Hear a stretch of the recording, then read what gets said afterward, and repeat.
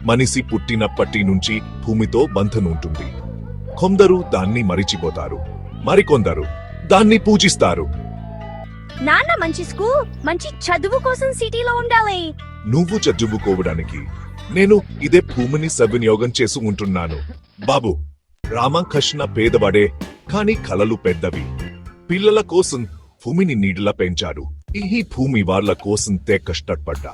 ఇదే వాళ్ళ భవిష్యత్తుకి ఆధారం. చెక్. ఆయన గుండెల్లో నమ్మకం. భూమిని కాపాడితే భవిష్యత్తు కూడా కాపాడినట్లే. తన బిడ్డల విధి కోసం మట్టిపై ప్రేమున్నా కొంత భాగాన్ని విడిచిపెట్టాల్సి వచ్చింది. నిన్ను వదిలేయడం నా మనసుకు నచ్చడం లేదు, కానీ నా పిల్లల కోసం ఇది చేయాల్సిందే. రామకృష్ణ చేసిన త్యాగం వర్పహ కాలేదు.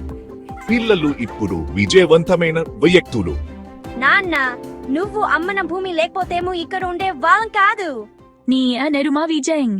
నాన్న ప్రేమంటే ఒక్కోసారి కష్టాన్ని మోస్తూ పిల్లల కోసం చిరునవ్వు పోయించడమే. నా భూమిని అమ్మనా భూమి ఇచ్చిన విలువ మాత్రం నశించదు. ఇప్పుడు మీరే నా నిజమైన సంపద. భూమిలో పెట్టుబడి పెడితే కేవలం పంటలు రావు, భవిష్యత్తు కూడా పుడుతుంది.